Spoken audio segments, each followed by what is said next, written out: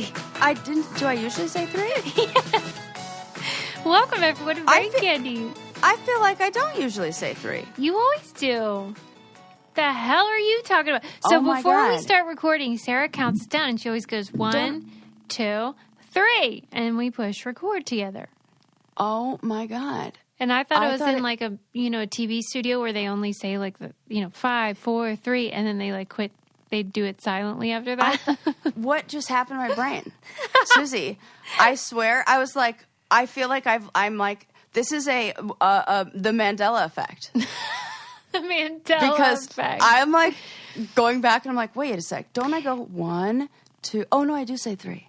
Well. Okay, I swear in that moment, my brain just took a vacation. That was fucking weird. This is episode 525, if I didn't say that. But somebody wrote to us and said that they noticed that you tend to say Alec Trebek instead of Alex. And they said that there's a Mandela effect thing about that people think his name used to be Alec Trebek. Do you call him that? Well, it was an accident if I did. I very much can visualize the X in his name. Oh, okay. Yeah. That's what I thought. I never noticed that you said that. Alec Trebek. But also, like, I get a weird accent from nowhere sometimes. So, whatever that Could have been that. Could have been that. Huh. That's funny. The brain is so weird. I love that people, like, message you about, like, what the hell is this weird thing Sarah does? No, like, they felt seen, I think, because they did it, too. Oh, okay, good. Yeah. Okay, well, yeah. Well, if I can help people in that way. Yeah. Then it is. Yes, but it is Alex, and we do say 3. But welcome to the show, everybody. Yes, we do. That was fun. Oh, that was fun. Brain adventure. How are you feeling? Any better, Sarah? I'm feeling, I can't complain. You're on the mend.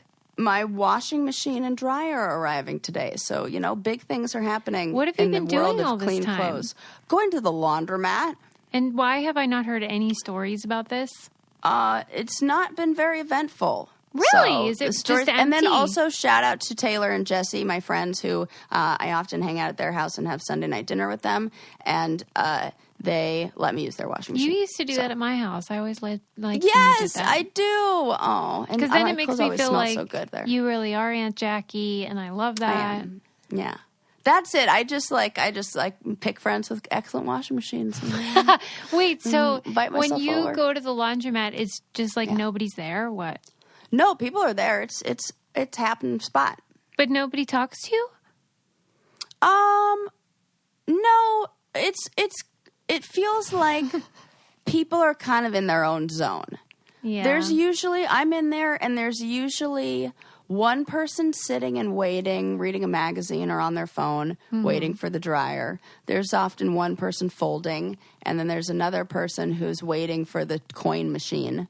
So everybody's like doing stuff, and like I give a head nod and like, oh, hello, hey, I do that. Have you learned any I don't know, courtesies or habits of people at the laundromat? Like I feel like there's unspoken rules. I'm like big at like you can't leave the baskets in the aisles. Yeah. Because it's you already know that you're going to be moving up and down those things like with hands full of laundry. And to then have to do that thing where two people are passing in an aisle and you've got your hands full of laundry, the chances of dropping some undies on the floor, real high. Is there a section that's got like a lost and found area? Not at this one. I would imagine there's a lot of socks and stuff. Yeah, I bet. Socks that don't have their pairs. I'm glad you got sorted, though, and you're going to be able to do that. Once I had stuff stolen at a laundromat. That sucked. Wow. It's like my favorite bathing suit. But that's what you get from leaving for abandoning. Not abandoning, but like, I'd be like, okay, I'm going to do chores in between and like go run and go grocery shopping. And then one of my favorite bathing suits stolen. Swiped. That white load. Damn it. Like, what was it? 2018. R.I.P. They must have really needed that, though. Yeah, they probably did. And I was like, you know what? It's a cute bathing suit. It'll look great on you. It's very slimming. You get a lot of stuff stolen, though. Do I? Well, like the bike happened last year. That was tragic. That sucked. That did suck. I felt really bad about that. That was like not fair. I mean, it was in my own spot. It's locked up. it's in a secure, it's in front of the camera. That then they told me they didn't catch the person. I don't they buy couldn't it. get bullshit. The camera was directed straight at it. Also, I do want to say I got every single penny of my deposit back for that space for that apartment, and I'm so glad I did because they knew that I would have thrown a goddamn fit if I didn't. And I patched every single one of those holes. I swear it looked better when I left than when I moved in. I'm glad it was a happy ending. Yeah, except I still think I could go back and take him to court, but Nah. no, not worth it. We're gonna let it go for like $800. No, it's not worth it because that's how much it would be now. It's so stupid. Anyways, Okay, let's start with a story courtesy of Brainiac Emily Barkin, who... Oh, I love Emily. Emily Barkin sent us this story. There isn't much to it besides the headline, which is that a man married the sister after the wife died at the wedding. So they were getting married. The wife dies, and he's like, "I'll just take the sister." At the wedding. Yeah. So what did she die of? A heart attack. Oh. So she has a heart attack at the Oh my God. the front of the aisle. And instead of halting everything, they were like, okay, we'll just bring in number 2. No! And marry her instead. And the dead body was still in the next room, hanging out. Oh my God. Oh my God. Was this an arranged marriage? Well, I assume, but still, maybe wait a day. Wait a day. I mean, it's not like it had to happen that day. Do you feel like the father of the bride was like... We got to capitalize on this. Yeah, I feel like it was a money thing. Yeah, for sure. I think so. Yeah, you can't get that I have got deposit to back. know more. She died of a heart attack, which was she older? It didn't say, but... Oh my God, I got to know. I have so many questions about this. Now, why didn't they make a documentary about that? That's interesting. I got to know what happens then. And I feel like that's kind of bad luck. I don't Heck yeah. Yeah, I'd be real nervous if I were the new bride. I didn't love that story. I just felt like I needed to tell it. You do? Because what the hell? Why couldn't you say... Is there not a mourning period? Is there no one at the wedding? I feel like this is one of those things where, I always think about when you were in... not always, but when it's appropriate to think about something like this. When you were in Hawaii and the tsunami warning went off, and there was that moment where you look around and Adam was like, "No, we're going. I don't care what you know." And I feel like was something like that happening here. Right. Also, there are garbage Groupthink trucks outside syndrome. that are being real loud right now. So if you hear anything, we'll know why. Because of the holiday, they pushed the garbage day back, and it happened to land perfectly on podcast day. So here we are. I'll tell you what's not garbage. What? HelloFresh. No. Oh, my God. Susie, it's been keeping me alive. I love it. And shout out to HelloFresh for putting a little extra treats in there. I discovered some marshmallows that I am very, very happy were in my box. I love it. Everything about it is ideal. And whenever someone hasn't tried it, I'm like, I have follow-up questions. First of all, what's wrong with you? Because it's so easy. It's so easy. They have so many easy, delicious options for, all 3 meals a day, plus every snack and special treat in between. And they're sourced from growers and delivered from the farm to your front door in under a week. And it's super easy and yummalicious. Super good. I don't lie about yummy food. My mom's visiting and she's like, "Oh my gosh, I need to write down this recipe. I need to take this home." I'm like, "Here's this card." Yeah, and I love that you go. do learn so much, combinations of food that you might not otherwise try. I just think it's such a great service. Go home with a bunch of different recipes, and she loves it, and Makes it's great. Life so easy. Yeah. And they have a deal for you guys. Go to HelloFresh.com/BrainCandy12 and use our code BrainCandy12 for 12 free meals, including free shipping. So it's HelloFresh.com/BrainCandy12. Use our code BrainCandy12, and then you'll get 12 free meals, including free shipping. It's stupid cheap. Stupid cheap. I know. There's no waste. It's silly. No waste. Oh, and there's something I love about how like all the brown bags look in my refrigerator before I take them out. It's like nice and organized. And then when I go to use everything, I just put all the trash right back in there. Yep. And then bada bing, bada boom. Mm-hmm. Everything about I love it. I have no complaints. No, Seriously. zero complaints. For real. And Lincoln I love saying that about something. Oh. Yeah. Okay. Next up. What was that? That was me like stretching. I have a case of the 40s. Oh, yeah. Yeah, I do that too. I'm not 40 yet, so, that's Okay, well, did you see the New York Times article about the dog that, quote unquote, talks? Is this the one that hits the button? Yeah. Yeah. I love them. There's multiple of these. There's like many dogs Yes, there that can are. do this. It's like a thing now. Yeah. So if you're not familiar, there's sort of like this movement towards understanding dog cognition in a way, canine cognition, if you want to be alliterative. Yes. And, determining whether they can understand human words.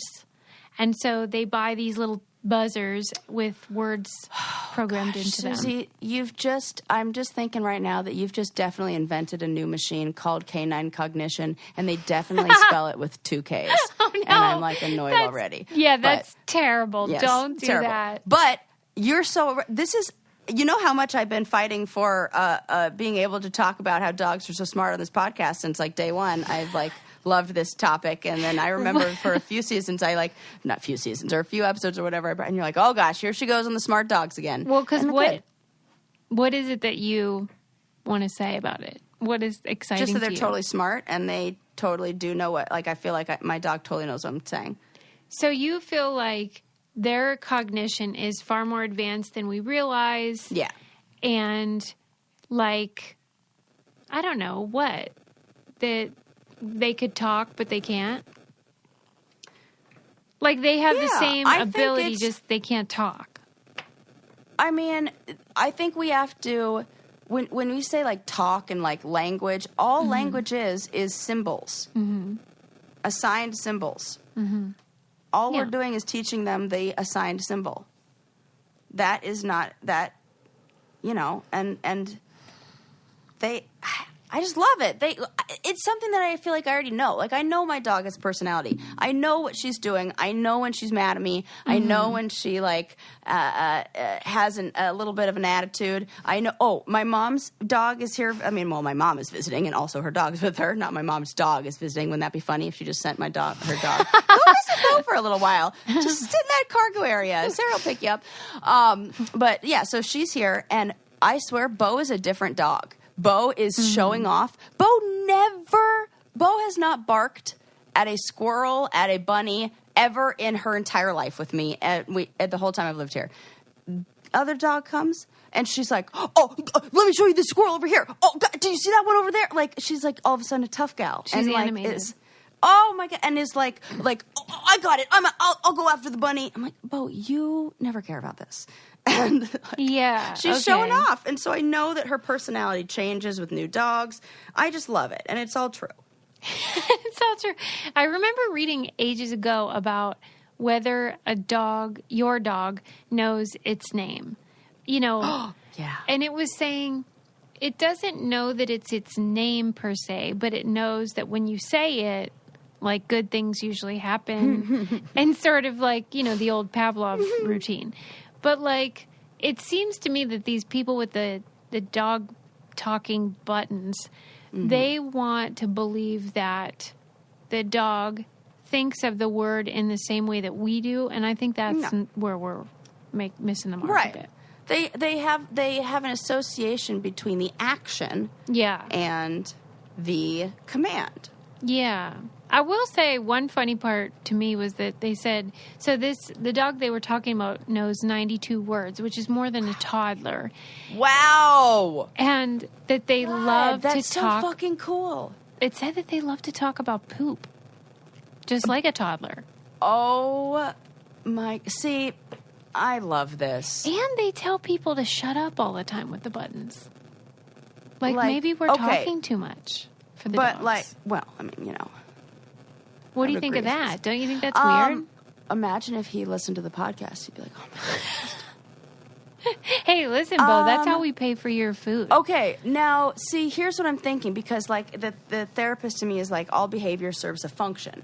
So there's a function that us shutting up, and also shut up is like the word that we labeled it. Correct. This is like the dog who there's a secondary gain. So what I would be curious about is what happens right after we shut up. Mm-hmm. When we shut up, do we pet the dog? When we shut up, does the dog 5 minutes later get attention because now we've stopped talking and the attention has been diverted to him? Mm-hmm. Mm-hmm. So there's some secondary gain that, or maybe it's like directly gained from not talking, where he's like, "Oh, guys, stop talking." It's stop talking to play with me. Like, I bet my dog would be like, "Put the phone down." If I made a button for that, when and every time I put the phone down, does she ever kind of display that? Yes, she's because you can kind of see it sometimes when I have her on my Instagram, on like my story and stuff, where she'll be doing the thing, and then I'll pick up the phone to go videotape her doing it, and she won't do the thing. And then she'll turn away from me. She recognizes that there's something between her and me. It feels like that. It feels like, she's kind of like, puts a middle finger up when I'm like, "Dance, monkey, dance." Yeah. Not to do it. And she which toddlers do too. Yeah. Oh, for sure. Yeah. Okay. Yeah. So. Well, I think that, but we want to personify it. We want to give them these more human qualities. Mm-hmm. But I think what it shows is that they have personalities and feelings and emotions in different situations. The thing I question all the time, or I really want to know about, is animals' pain tolerance. Because isn't it crazy how, I see those, nature videos where, those deer will have, half of their guts hanging out. And they're still, skipping through the forest. So true. And I'm like, ow! Skipping through. I mean, I get a paper cut, and I'm like, oh, well, I need to sit down. In the article, it gave an example of this talking dog using the words, ouch. The 3 words were, ouch, stranger, paw. And by stranger, it meant, there's something in my paw. And she looked, and there was a thorn in there. Oh, my God. You're going to buy one of these boards. Well, yeah. Can you teach an old dog some new tricks? I mean, I think you actually can. I know you can, because Ren and I taught Bo how to lay down. Yeah. Of course, we didn't teach her how to stay down, so she just drops to the floor and then gets right back up, because I don't know what happened where she just didn't get the stay.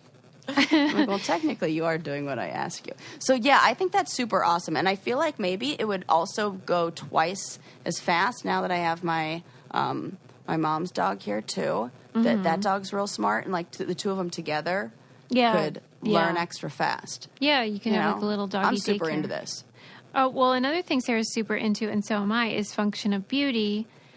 Definitely. I mean, this hair company has some good things going on. I mean, well, they have whatever the heck you need going on with your hair going on. Right, because everybody's hair is different. It is kind of insane that forevermore we were everyone was using the same formulas. It's crazy to me. So they were like, wait, why? Everyone has different hair. And now you can go on there, take a quiz, and say what your hair is like, what your goals are, and then they'll formulate something special just for your hair. And so it'll look and feel its best. Yes, and here's if I haven't shared this before, here's an insider tip for all you curly gals out there who are like, oh my gosh, I want some curls with volume too.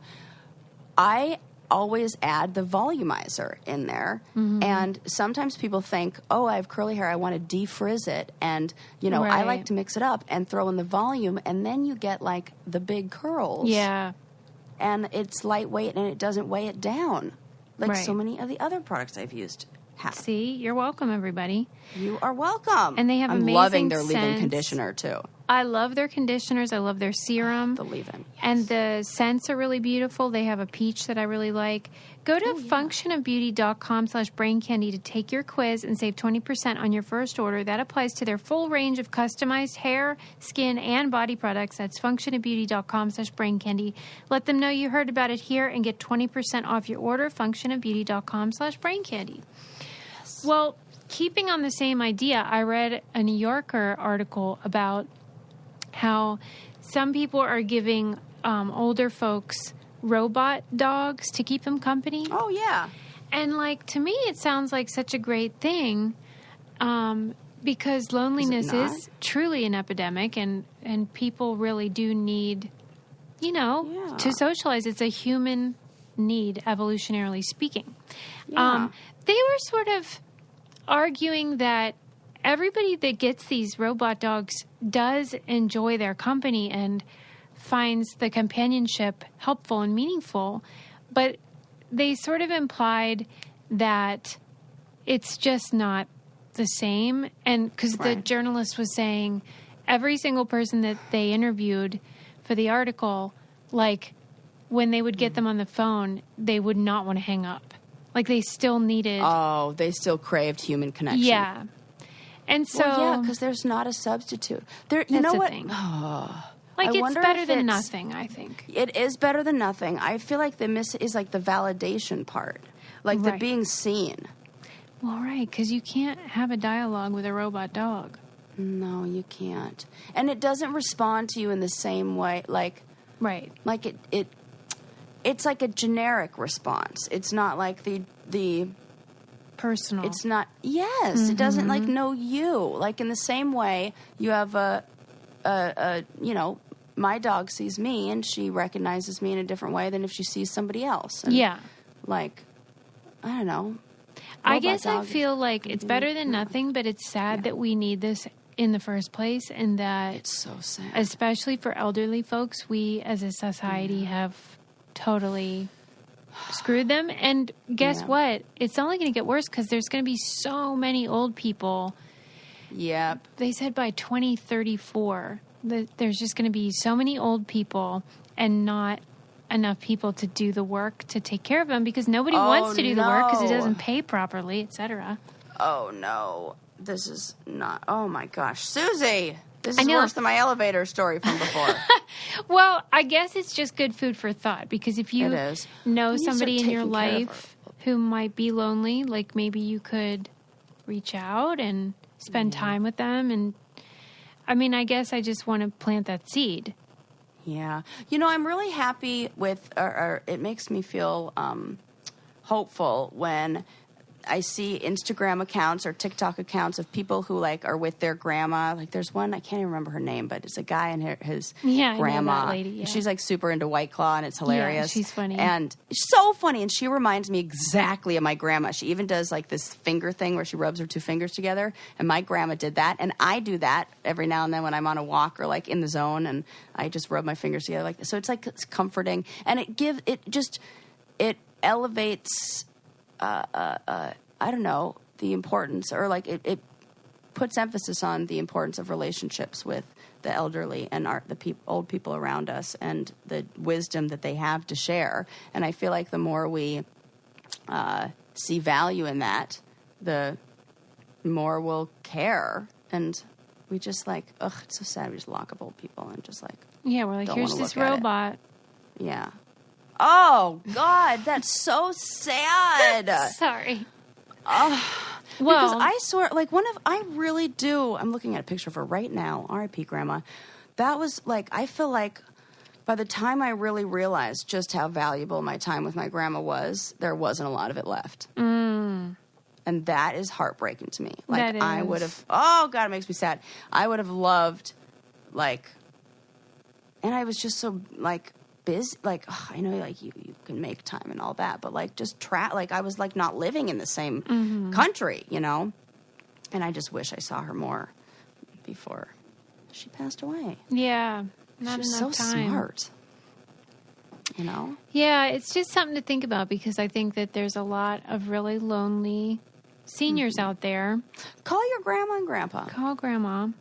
let this be a reminder right now. This is your sign. On the, kind of like thinking about companionship, there was an article in the New York Times about something I had not heard of, but apparently is sweeping the nation, which is called the Marriage Pact Questionnaire. Have you heard of Marriage this? Pact Questionnaire? Yeah. Well, I know about the Marriage Pact idea. Yeah, it's I've similar seen Friends. to that idea of like, marrying, making an agreement to marry. But this is like a survey that you can take, and the responses are run through an algorithm, and then the respondents are paired off basically with the idea of enjoying long-lasting matrimony. And the college students are taking this, and I don't know, it's just a weird thing where they're like kind of willing to give it a go. Wow. Like letting an algorithm decide who you're meant to be with. But they were saying that the pandemic really made it grow, and that it's chaotic and unsafe world, and that imagining a future partnership made people feel like, okay, everything will turn out okay. Yeah, and maybe just like having the like faith and knowledge or hope or whatever it is that you guys have the basic, like the things that maybe quote unquote matter, or at least matter to you, in common, and that there's like a foundation of something where a relationship could be built on that. The only thing that doesn't, I feel like a questionnaire wouldn't account for, is like trauma. Like, I need to see your receipts for therapy. Well, if you I need to know, like, what are the questions on? Now I'm curious. Well, that's what I wanted. I wanted you to find the questionnaire while I talk about third love, so then we can talk about what is it called? The Marriage Pact? Marriage Pact Questionnaire. And if you are going to go on a date, you might want to put on a bra. And if you do, you definitely should put on. Well, you do you, but you'll feel good if you put on a bra. You will. You want to be comfortable. You want to look your best, and Third Love will help you do that. It is, top to bottom comfort without sacrificing style, because they are so beautiful and they fit you perfectly, and you hardly even know you're wearing it. I just love their whole collection. They have summer styles that are tropical-inspired colors, vacation-ready designs, and just stuff that you want to pack to paradise, which everyone, I think, is chomping at the bit to do this summer. Super high quality and, like I said, very comfortable.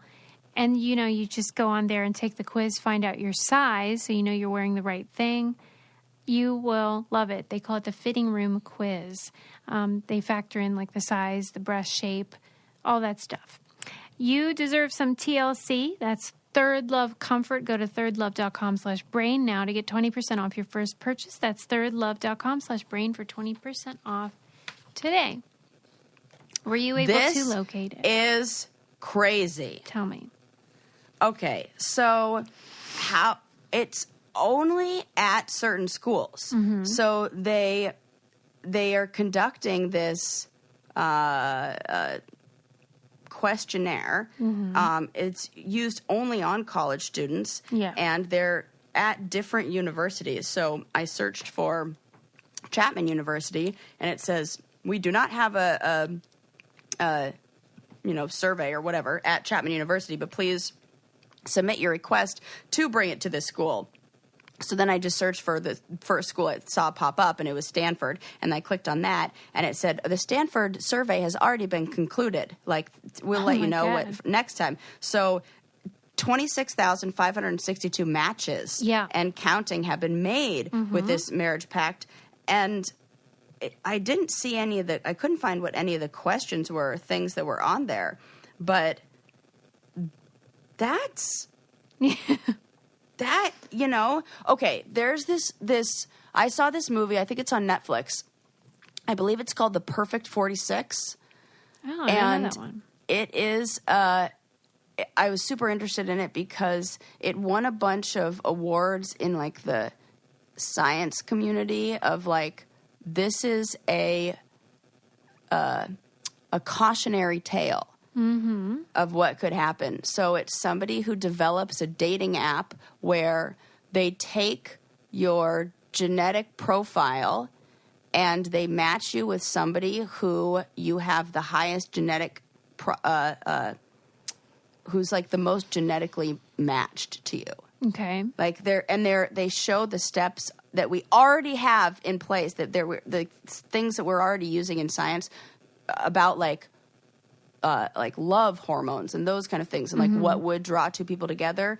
And it's like what happens with this app, and like what happens in society when this becomes a thing that's available, that's like algorithm. And then what happens when people who are already in relationships decide to put their DNA in there to see if the person that they're with is their ultimate match or not.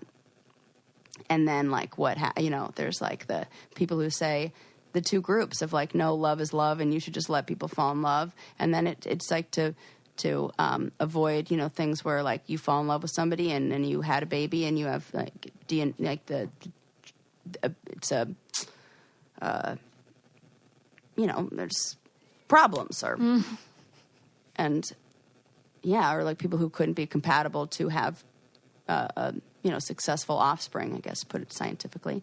And, it's like really fascinating. So it kind of reminds me of that, of like, it feels almost like a slippery slope of like, like what are we matching on? And like, if it's Stanford, Princeton, and Harvard of like the first schools that come up that are doing this, it makes me feel like, okay. It seems odd that it's being done sexist in there too. At these places and sort of sanctioned by universities. Yeah. It seems odd. Ooh. And then there's like articles I'm seeing that says like the risk we take with data, like the Marriage Pact and the risk in like, wow, that's really interesting. That is really interesting. It says it asks about gender, identity, sexual orientation, political affiliation, whether it's okay for your spouse to do softer drugs or harder drugs, how long you wait to have sex when you start seeing someone, whether you prefer kinky sex, whether you often wish you were someone else, whether your looks are the most important part of your identity, and whether expensive dates would be more fun.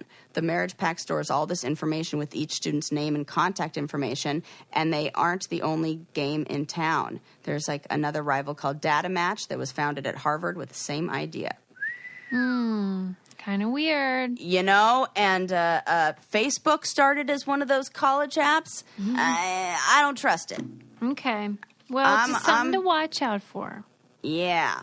But however, I am super into that Married at First Sight show. And Blind Love. Blind, whatever. I love it. You just like the concept? Yeah, and I think that if the people are willing to and want this, I think arranged marriages aren't always the worst idea. No, they're not the worst idea. Like, I think they can be very successful. And, like, the times where I've been, like, set up have always been better. It's like, I think you would be great with this person. They're usually right. Yeah. What about you? I'm not into it. Well, I agree about the arranged marriage thing. That even though it's not the lens through which we see, like, romance or love stories, but far more successful than Western marriage. It just feels weird, I guess, because it's unfamiliar. I did have a professor who specialized in, like, her research, and her PhD was on, or I guess it was PsyD, was on relationships and marriage in India. And she said that the divorce rate in India is 1%, but the rate of unhappy marriages is about the same as the divorce rate in the United States. Yeah. And she's like, that is the number you should be interested in. Yeah. Because it's the same. So, yeah. Okay. Yeah. Well, something to think about. Are you somebody who would have did you have a marriage pact? I mean, I know you've been married and are married. I did not. But were you like a kid who said that, like, when you were younger? I never did. Oh my gosh, I was totally that person. You had like 10 of them? I was like Phoebe. Well, from I Friends. think you know how she's like got it secretly with everybody? Yeah, and I think like it's time for you to cash in. I know. That's what I'm saying. I'm like, I feel good? like at this point, that's where I'm like, I feel like at this point, you just find somebody who you're like, yeah, I can mesh with that. I can like vibe with you. And I would probably like to like play cards with you for, or play games with you for like board games, not like, play games, like real games, for forever. And like, you think about like, okay, we probably have the same like. But do you remember any of them, and are they single now? Yes, one of them is.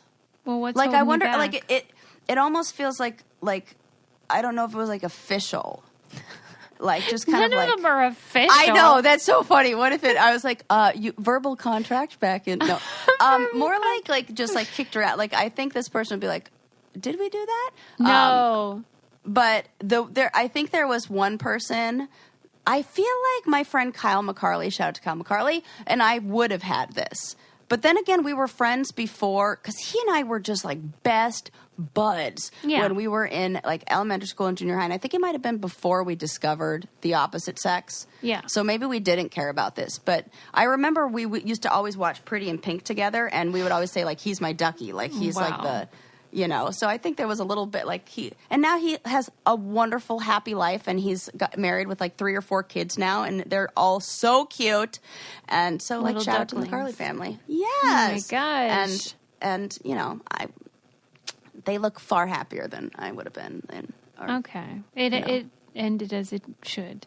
Yeah. Okay. Well, maybe have a think about the other 9 and see if any of them... The other 9? All right. Okay, funny. Moving on. Let me think what I want to share. What do you want to hear about? Betty Crocker, Facetune. Oh, I know what I want. So many fun things. I read a great article from The Pudding, thepudding.com, which was talking about crossword puzzles, and we've had discussions before about how they tend to be made by white men, and patriarchy, blah, blah, blah, even extends to crossword puzzles. Right.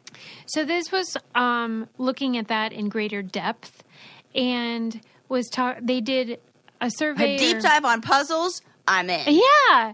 And like they looked at Wall Street Journal, they looked at New York Times, Washington Post, USA Today, and they found that the only crossword puzzle that overrepresents women and minorities is the USA Today one. I knew you were going to say that one. It's my least favorite one, too.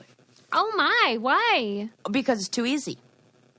Huh. I feel like it's not like it's too easy. I just feel like it's not at the same level of difficulty as the other ones. Like, I know the answers. Well, that's all And right. I wonder if I know the answers because it's skewed toward, oh, my God. That makes me think that if I were a male... Right. And they were skewed towards me, that I would get that same feeling of satisfaction of like, oh my God, look how smart I am from doing the New York Times one and all those other ones that actually hold. And in my mind, I've even devalued the USA. I was like, don't say USA Today. I know that because that seems not as high. I think it's probably a little bit of both, though, because that's crazy. It's probably both because the USA Today readership and language level of the articles is reduced. It is made for a broader, readership. So, well, I think a lot of that is because the USA Today is whatever. I see that when I'm traveling internationally. And so I think maybe there also has to do with more people can read this and understand what it says, and it's written in an accessible way. But the editor of that crossword is doing it on purpose in terms of representing women and minorities. So I say hats off to him for doing that. But they were saying how it'd be very easy to make them more inclusive. Like they gave the example, because a lot of the smaller words are, the filler to make the crossword work. And so they tend to repeat things a lot. Yes, if a name is handy, then they'll use it more. So like the name Ava is I was just going to use that one. I was just going to say Ava. So funny. I should have said it. Damn. Okay, are you going to calm down? No, I'm just very excited about crossword puzzles right now. So you should know this about me. It used to be that they would always say Gardner, but now they can say DuVernay. So there's an Ava that's a black woman instead of an old white fucking dead actress from the 1940s. Love it. And like they used an example from the USA Today where the clue might be Canadian province, but province was abbreviated. So then, the answer is going to be abbreviated. And the answer was ONT. But the USA Today chose this clue for taking testosterone, like short for, like a transgender person seeking testosterone hormone therapy. And the answer was ONT because they say it, they're on T. Like when they're taking testosterone to transition. Yes. So they didn't have to use the Canadian I love this. clue. Yeah. And so you still get to use the letters you need. Yes. But the clue is more speaking to different experiences and locations and people. Absolutely. Oh my God. I love it. It's not difficult. In fact, you know what you just need is more diverse crossword puzzle writers. Yeah. There's a Facebook group that's for I think it was the USA Today guy created it so that people of color and underrepresented groups could go in there and find like a crossword mentor to help them move up in the ranks and become, successful puzzlers. And I think that's really cool. I absolutely love that. Yeah. So yeah, and I just also what I love about why I think they need to do that in the Wall Street Journal and in the Times and in everywhere else, when you don't know the answer, and I want people who are like crossword puzzle junkies to maybe look it up, and then maybe somebody who didn't know something about being on T would know about that. Mm-hmm. I love that. Yeah. So that's cool. Love it. Yes.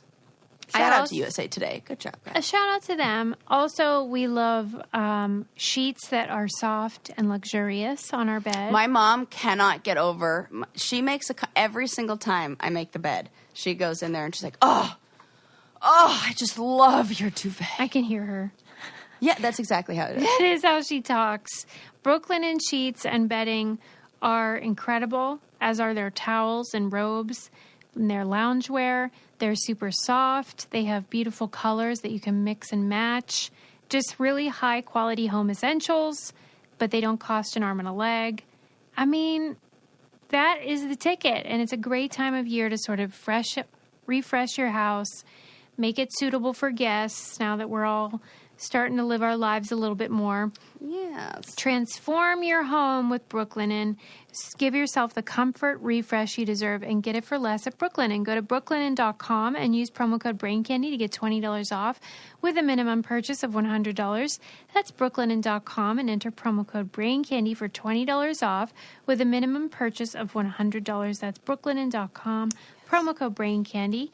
I'm happy to say we have a guest. Oh, yay. So I recently began the Brain Candy Documentary Club, and I wanted to encourage you guys, if you want to be in the documentary club, to go to our website, thebraincandypodcast.com, where you can, just like our book club, you can sign up at any price you want, anything that you can afford. And we're going to be watching these documentaries and then meeting on Zoom to talk about them. We had so much fun last time, and I know you guys are going to love it because it is just so fun to talk about these films after we watch them. So make sure you do that as well. That's at thebraincandypodcast.com. And yeah, so documentary club, super cool. And I chose the film The Wolfpack as the documentary for the inaugural meeting. And People so loved it. People loved it. You can watch it for free on YouTube. It's called The Wolfpack. And it's about a family living in New York where I think they had 7 kids, and the children and the wife were not allowed to leave the apartment. And wow. They were homeschooled and completely isolated. And their only look into the world was through films. And so they, became obsessed with movies, and really just that was how they spent their time and used their imagination. And then they started recreating the movies and creating their own props and costumes. And it's an amazing story. And it's incredible that there's really no way to describe how incredible it is to see, because normally these types of stories aren't we only hear like the ending, and it's usually a sad ending. And so this is so awesome because this is a story of resilience and hope and how you can be inspired by the things that you already have, and that you aren't limited by your circumstances. You can find magic even if you're a prisoner in your own home. It's so great. And can't we all relate to that in a little way? Yes. And that's the thing. Like, the last year has been difficult for most people, but when you compare your circumstances to some other people, it is shocking what people can endure and recover from. And because I had chosen that film for the documentary club, I wanted to interview one of the people from it. And so I talked to Mukunda Angulo, who was one of the kids who's now, in his 20s. And he and I have been Instagram friends since the film came out, so like 2013. But I've never interacted or sent him a message or anything. So this really was the first time I spoke to him or got to interact. And he's just fantastic, so inspiring, and now works in the film industry because I love that story. Yeah, is using that to his advantage. And I guess I just want everyone to watch the film and see what you can do with your circumstances and be inspired. So I'm so excited to hear this. You will love it. He's so awesome. And I told everybody in the documentary club, one of my favorite things is that Mukunda is the child who set them free. He went out of the apartment, and he is the reason that they all got out. Mm-hmm. And when I was preparing for the interview, I looked up his name. They all have Sanskrit names, and his name means the one who sets free, the one who liberates. Oh. And I was like... That is amazing. Well, you know that we always say that people are their names. Yeah, he's living up to the hype. So that was extra cool. But we welcome to the show Mukunda Angulo, and we encourage you guys to check out the Wolfpack on YouTube. Welcome, Mukunda. Hello, friend. Welcome to the Brain Candy Podcast. I can't believe I harassed you into this. Yay! It was an enjoyable experience. I hope so. I want it to be a positive experience because I feel really honored that you're even letting me into your world and sort of, attempt to tell your story a little bit, because you're a magical creature. And I just wanted to really, this isn't even an interview. This is me just being like, I love you. You're great. We're just hanging out. We're just hanging out and being captured. Yeah, forever. Okay, so I usually tend to start my interviews by like starting at the beginning and working through the whole story. But for you, I kind of want to start at the end and just ask you what it feels like to have people feel like you're an inspiration and a hero and, like I said, magical. Do you even acknowledge that that's how people see you? I acknowledge it if it's approached comfortably. Yeah. There are some experiences, some, I don't want to say unpleasant, because I've learned from experiences and I've learned from everything around me as well. But I will say that there are some moments that just don't quite click, but I'm happy to learn from those unclicking moments. But I do acknowledge that situations like that happen, experiences like that happen. What I love to do and what gives me pleasure to communicate with people that feel this way is I get to talk with them about that's in you as well. It's not just me, and maybe something people are seeing in me is actually within themselves, but it's kind of like it's a small reflection of what they are. I hope you're right. I would take a drop of what you have. Are you kidding me? Oh, you've got it too, I'm sure. I'm sure we all have it. I've learned so much this past year, and I have come to really appreciate the human condition and its amazing drive that we all have. All of this and building and skyscrapers and chairs, it's like this is all coming from the human mind and that drive, that focus that we all have. Yeah, but people And me look at people like you and think like they're the magical people, and I just want like through osmosis to like capture some of it myself. It's very special. Do people often treat you like that, or how do people even approach you or talk to you?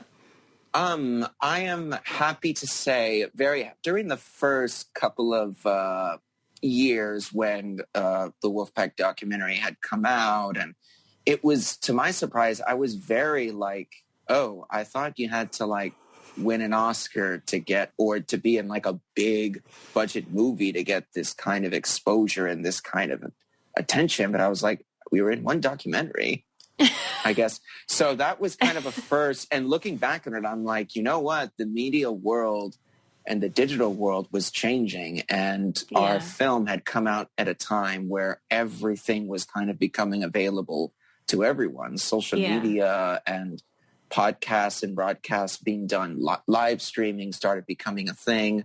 Watching movies online started getting bigger and bigger.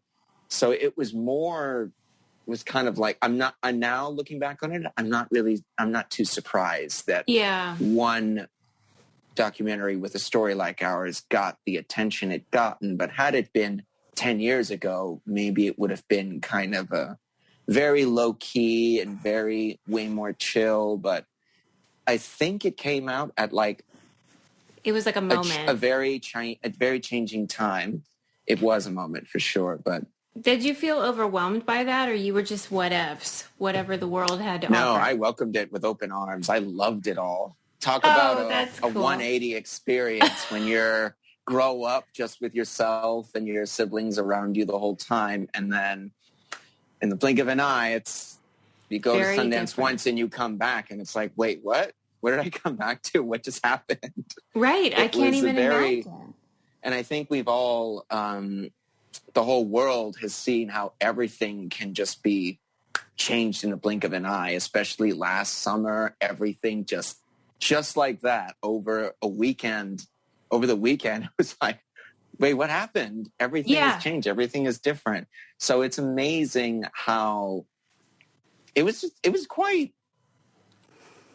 something to experience that kind of transition from more to yourself, and then all of a sudden everybody knows everything about you. But it was very positive as well. It was a positive experience, and it was a very heartwarming and welcoming and wholesome experience at the same time. The people I got to meet and hang out and party with and have adventures with was very wonderful. So I can't imagine. It must have felt very surreal because, well, you had immersed yourself in the world of cinema, and then you became cinema. You became a movie star. Is that freaking weird or what, dude?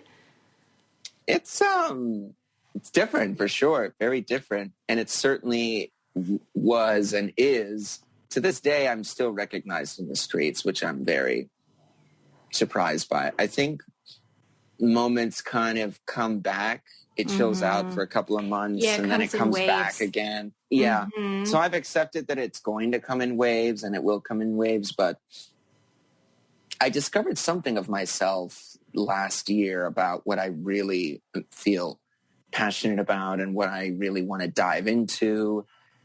So I'm kind of welcoming full exposure. I'm welcoming being on camera all the time. That's what I was wondering. Eyes on me all the time. And well, right, because you love film, and then you were in the documentary, but then you were working behind the scenes, or you are working behind the scenes. But are you like getting the itch?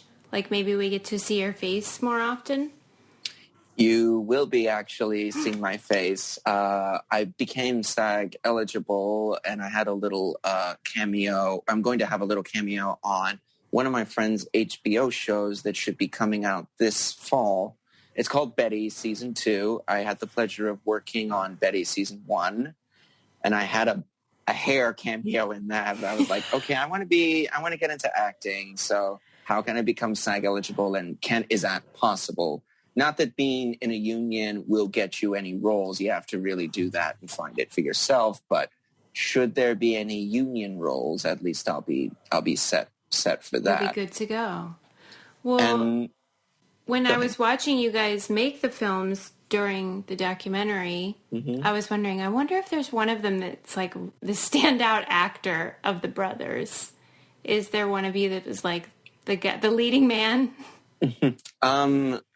Leading man, we have all played different leading people in all of our favorite films. Okay. I think we all have the potential to be an actor and to be a leading man, because every single one of my brothers, we had all, throughout our years of reenacting films, we were like, okay, let's reenact this film. And then we'll each reenact our favorite film. And of course, we got to play the lead. My take on was the Dark Knight trilogy, and I made all the costumes, wrote all the scripts, and got like, we have to take on that responsibility and put the whole thing together, make a soundtrack in the background, find the sound effects. Like, that's all going to be on one person. Everyone else will just follow suit.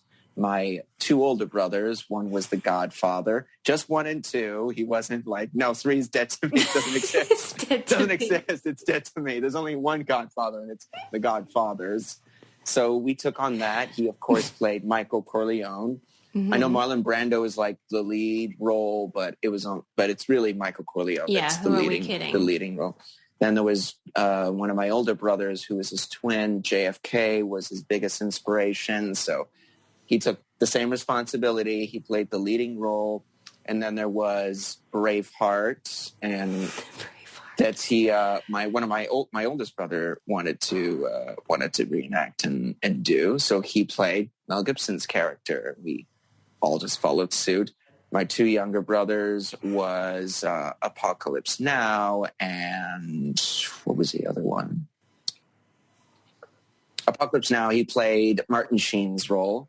And my youngest brother, I don't think he had a desire to, but he said, if I did want to, then we'll do it. I'm like, well, of course. He's just like, I'm just going with the flow. Wait, why didn't he have a desire to? He's just not as into it as you guys. Not that, maybe he was just like, I'm having fun. I don't feel like I need a responsibility to do. I'm just having fun, guys. Okay. But so I'm sure years later, I'm sure looking back on it, I'm sure he would have picked Mad Max to do or something.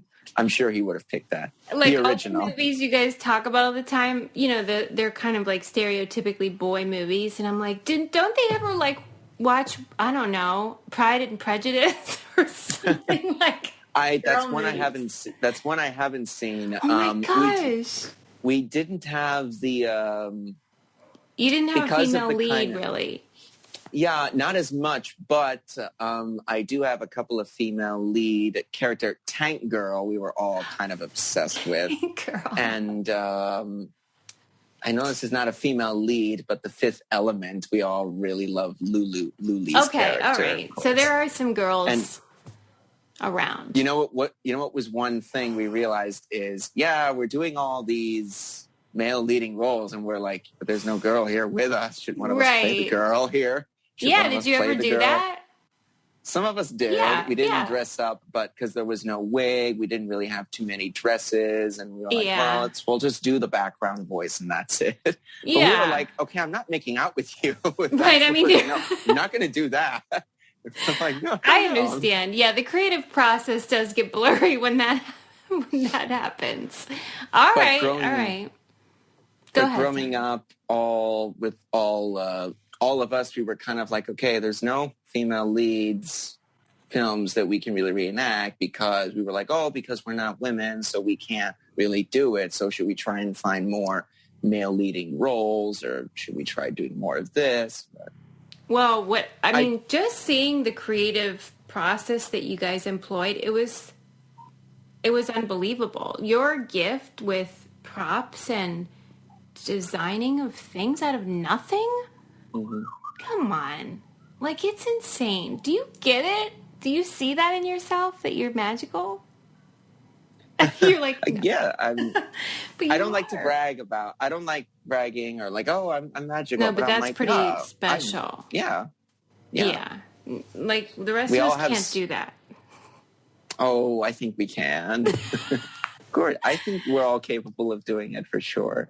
We're all made of stardust in the end. That's true. But that's why you're so inspiring, though, because you really use the gifts that you have and your talents and bravery, and it's just so impressive. Whenever you, well, did you ever actually, you watched the film, correct? Yes, Your I did. documentary. And did you have a favorite scene where you're like, this is really special?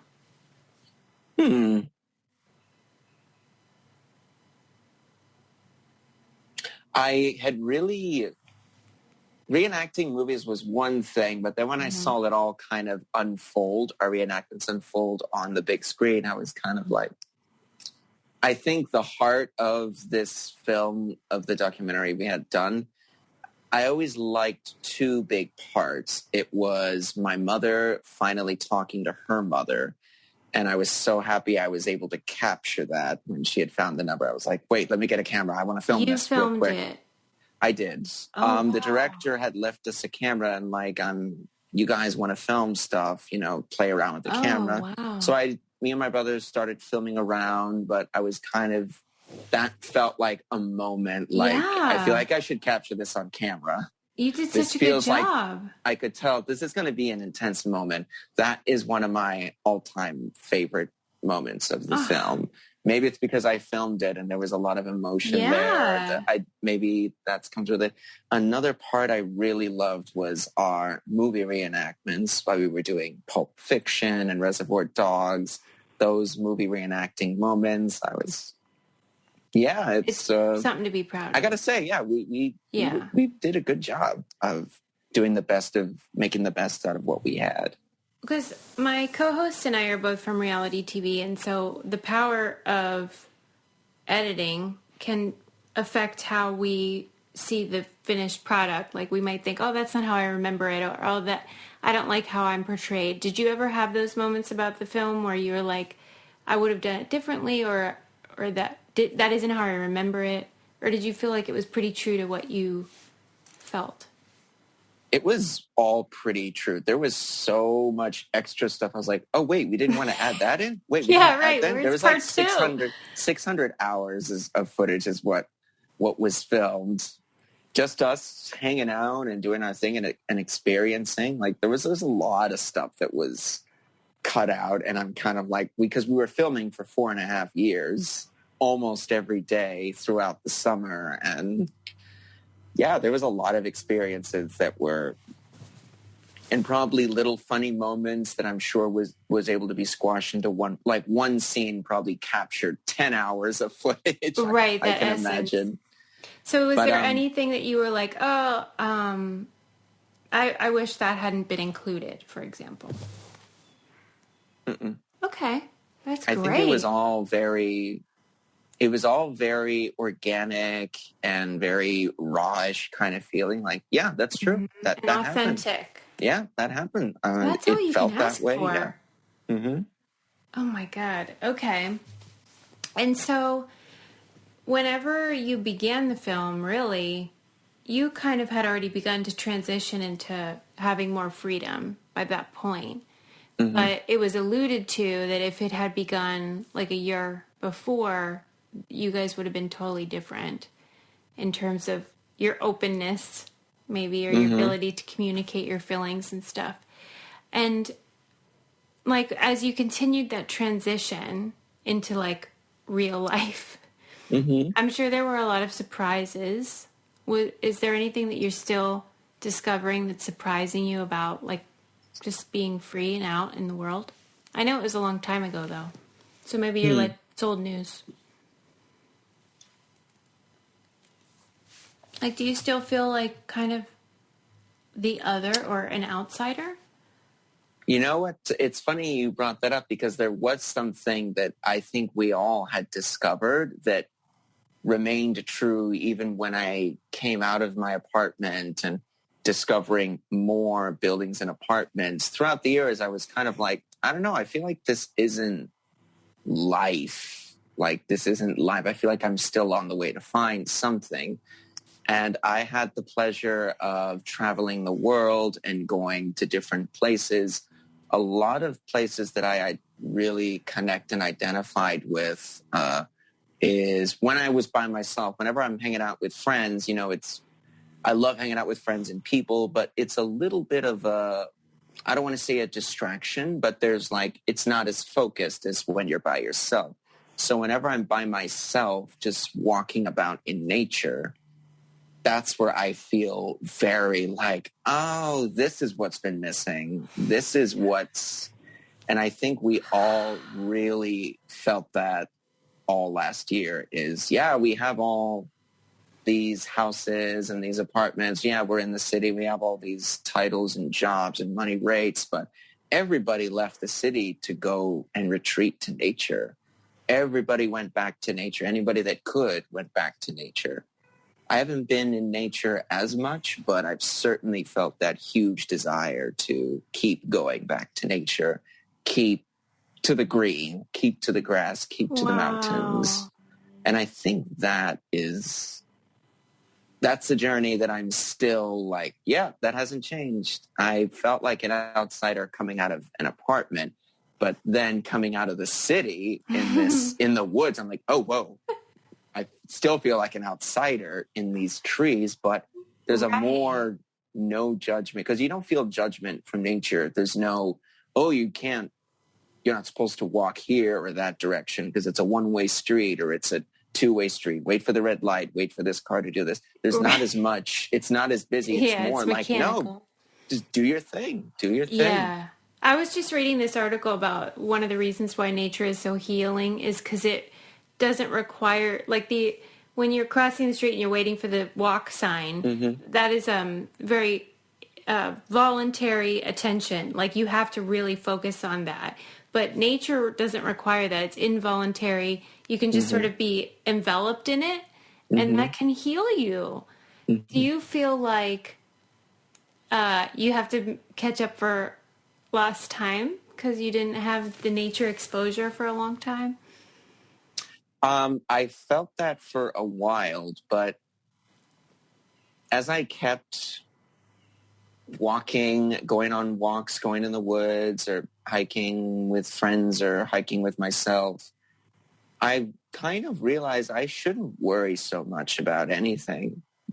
And I keep trying to tell myself, of course I still worry, but I'm trying to worry way less than before. And you have as a caption of a picture recently on Instagram where you said, "Oh yeah, give that advice to yourself." And I was wondering, what were you worried about? Or fitting in, being part of something, having a motive to be a part of society, to be a part of the Matrix, as I like to call it sometimes, just because it's cinematic. But to be a part, like that pressure and that amount of what do you want to do? What do you want to do? What do you want to do? You got to be this, you got to be that constant pressure every day. It's just like, I needed more time to myself and more time to hang out with myself and self-discover as well. But the constant voices in your ear or another person you're meeting, it's just, there's always, what do you want to do? What do you want to do? What do you want to do? Like, I know what I want to do. I want to be involved in the film industry, absolutely, because I don't really have a choice. I was raised on it, and that's part of who I am, and that's how I was like, there's a bigger world out there. I feel like cinema still has a lot to teach us. It's kind of like hanging out with another person almost, because it's a whole different, it's an experience, and it's a different world, but did it lose any of the magic for you when you started actually working and seeing like how the sausage was made, so to speak? No, not really. It's just more what goes on behind the scenes that I was kind of like, I don't think that was necessary. I don't think it had to be done that way. It's very interesting how American cinema is made and how toxic the environment American cinema can be.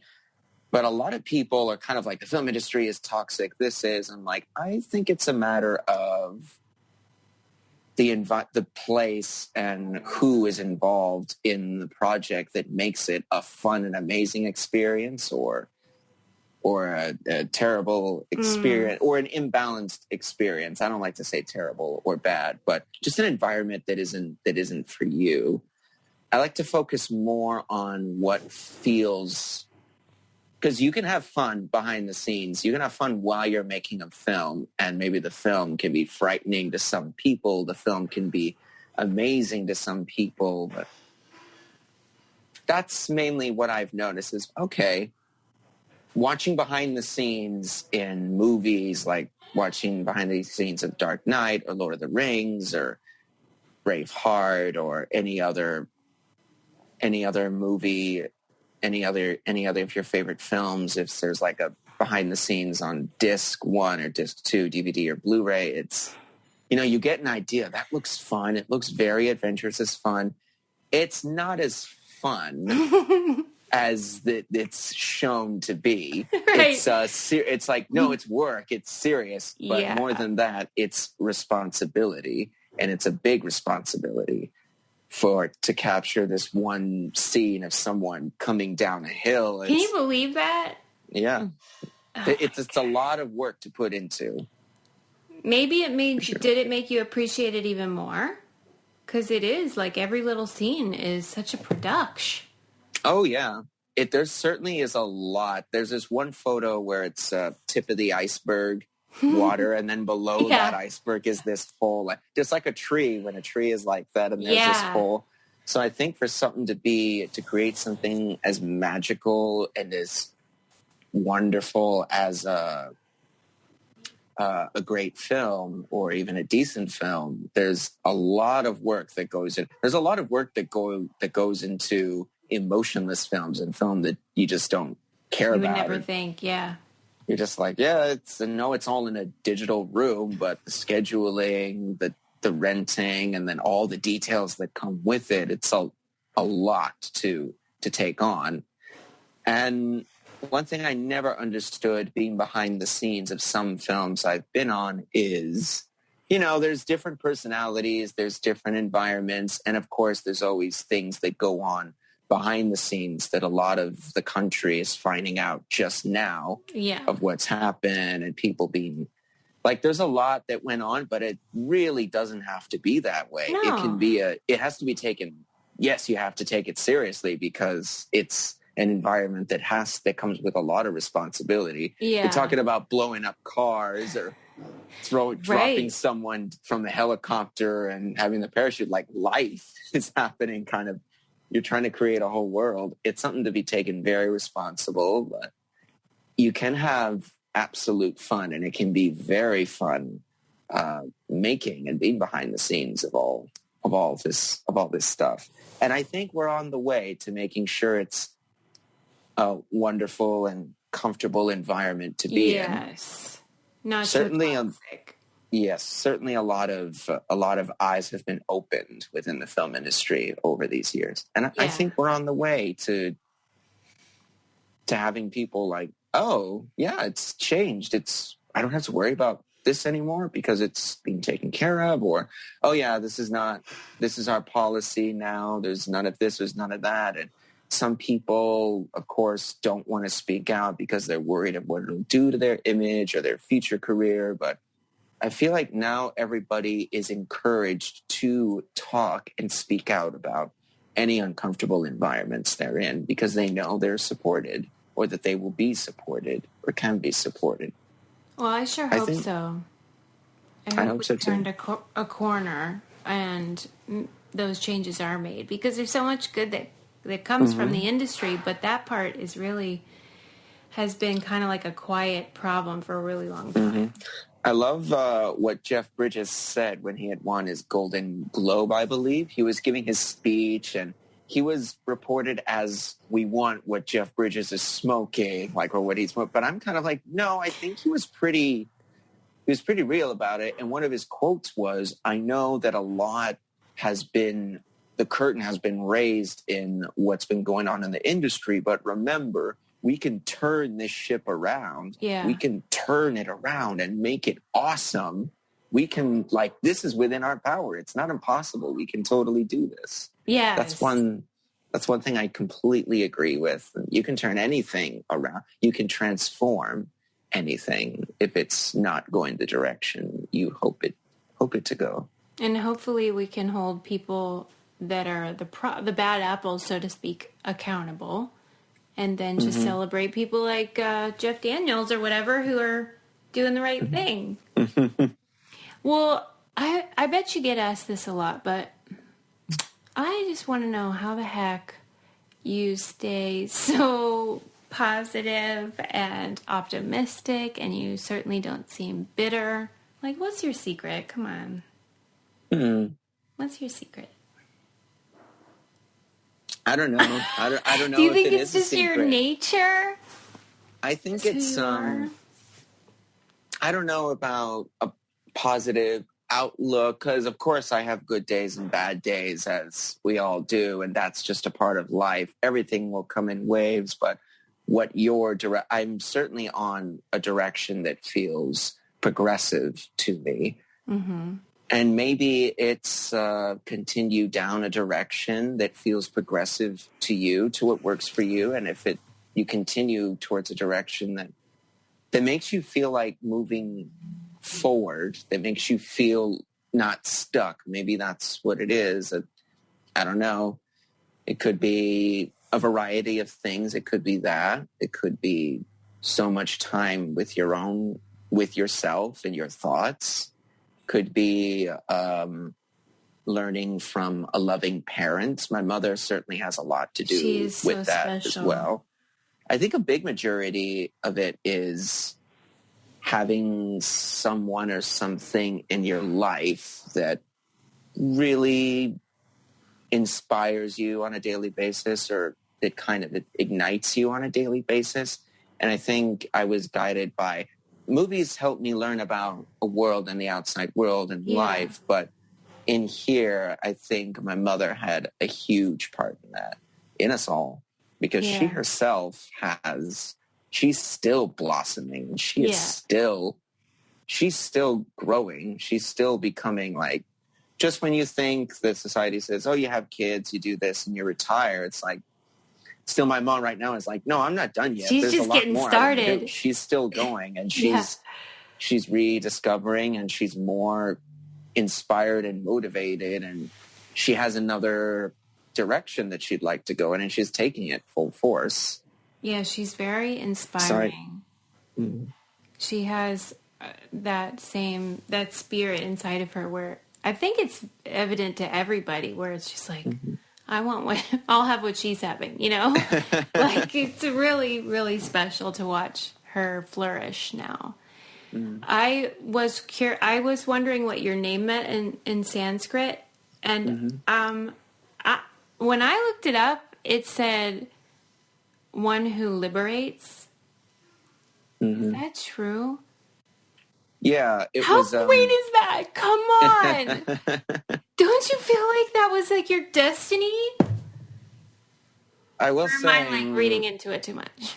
No, I will say, I was kind of, I don't know, maybe my father I think he had some kind of realization or some kind of focus. And apparently when I was born, I was a very playful and joyful kind of baby with eyes like, oh, everything is great. Everything around me is wonderful. And I just didn't care what I looked like. I just liked being happy. And I think that's why he named me Mukunda, is because, I don't know, maybe he felt something ignite in himself that he hadn't seen in a long time. I don't know. I can't speak for my father, but this is just a thought, or maybe. But it was kind of funny how, like, what does my name mean? It means one who liberates, giver of freedom, or freedom. It's interesting how a similar situation happens. It is interesting with that name. That is a beautiful thing. I always joke about how I say that a person's last name is their destiny, but I usually do it in a joking way. Because, like, my last name is Meister, which means master in German, but my husband's last name is Butler. So, like, I'm the master and he's the butler, you know what I mean? But it's just like a joke. But then when I looked up your first name, I was like, this is really special that you kind of became what your name means, and you did free yourself and your family in a way, and that's pretty special. Did you feel Thank the you. weight of that? I did. Not that I feel like, oh, I started something or I'm the cause of something. I think we were on that. I think I was the one that kind of made an announcement of the direction that we're all going to take. And maybe it's because I'm a Leo or something. I'm like, give me the microphone. No one's going to make the announcement. Too, Fine, I'll do it. Give me the microphone. How's it going, everybody? We're going this way. I got you. But that's it's really cool. And I think a lot about that trip that you made outside of your house and the decision that you made to take the plunge and wear your mask and go out and explore. And I was curious, whenever I've heard you, like in your TED Talk, describe that adventure, and like, you never describe it as something that was scary in terms of like when the police showed up. You were just sort of like along for the ride. How come I would be so scared if the police came up to me? Why weren't you? I met some new people, I guess. I'm like, this is exciting. You're another human being. Look at you. Look at you. Maybe it's kind of like an alien that's being taken by CIA people, and I was like, where are we going? Well, What's up? Did it feel real, though? Or did it feel like you were in a movie or something? It felt real for sure, but I'm just like, I know this. You're like an actual police officer, and that's an actual firearm. And if you wanted to, you could murder me with it. Right. But let's see what happens. I feel like you're in a costume as well, and I feel like this ambulance is like, this is exciting. I've never been in an ambulance before. We're going to a hospital. Okay, never been in a hospital before. I met people other than my family for the first time. And I'm like, oh, okay, so we can communicate as well. Interesting. You know the English language as I do. Oh, my interesting. God. That's very interesting. How long did it take you to use your voice? Because you weren't really vocal with the police getting there, right? Mm-hmm. When did you decide to go ahead and communicate? I think as soon as I realized there's no going back. They had taken me up to the apartment, and I was kind of like, so you just drop me off and tell me don't do it again. But it's like, no, we're taking you to the hospital. And I'm like, okay, fine, let's go to the hospital. I guess this is it. I guess this is a turning point. Okay. Then so it felt hopeful. I knew I was going to be okay because I'm like, okay, all seriousness, I know I'm going to be okay because I'm under 18. I'm not even 16 years old.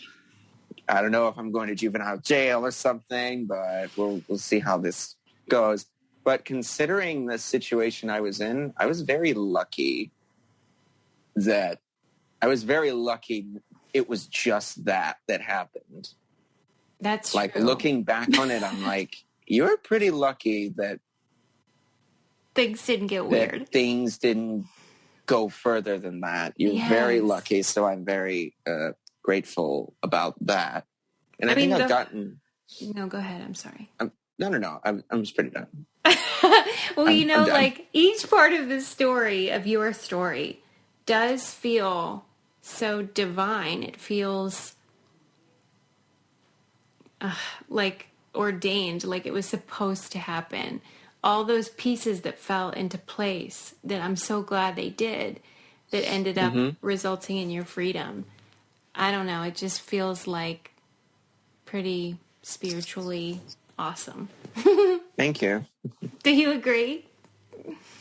I do. I think we all have, I don't think we have our whole life is set out for us. No, but I there don't certainly is a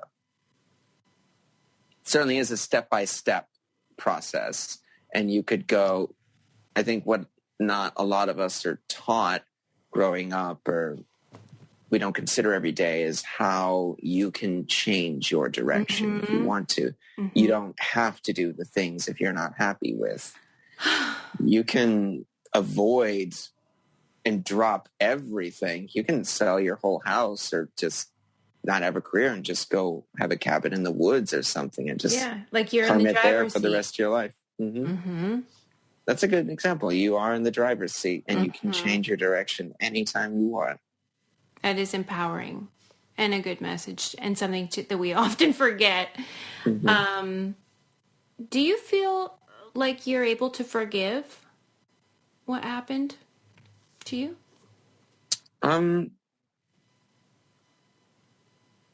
Not that you must. I'm just curious where your head is with that.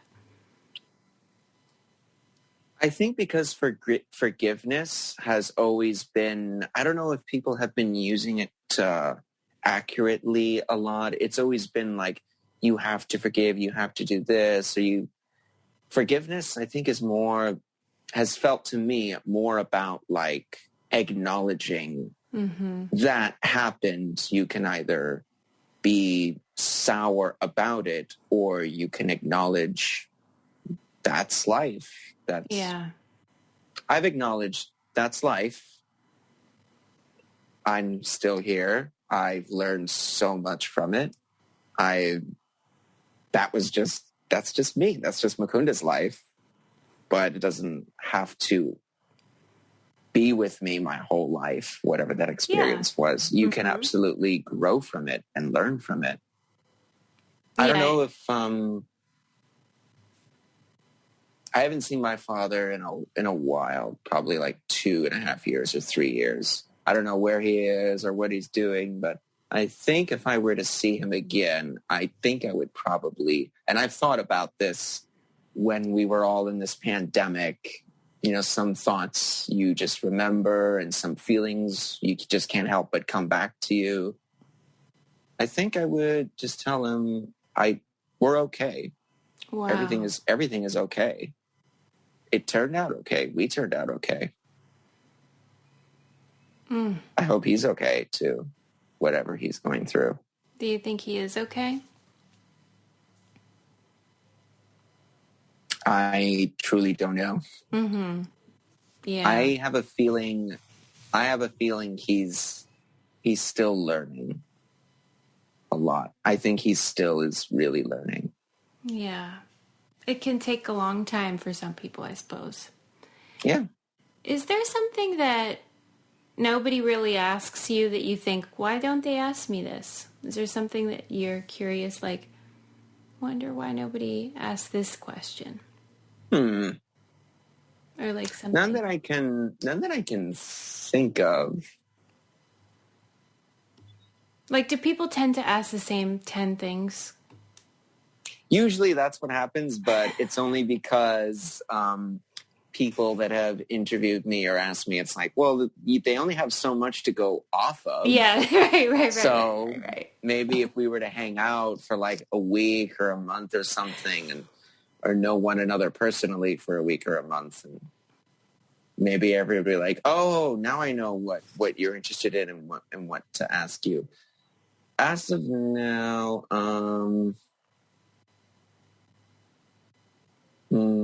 I can't think of anything right now. Okay. Well, we ask everybody one thing at the end of all of our interviews, which is... Okay. Where do you live, by the way? Are you in LA? I was in LA for about a year. I am now moving back to New York. I'm currently staying with family, but I'll be moving to Brooklyn probably next month. So maybe you can't answer this because we ask everybody, if you have a car, what do you keep in the trunk of your car? Maybe you don't have a car. Do you have a car? I don't have a car personally, but I do have a driver's license, and cars have been rented, and I've been driving friends' cars. My God, what is it like to get your driver's license? It was easy. No problemo. It was easy.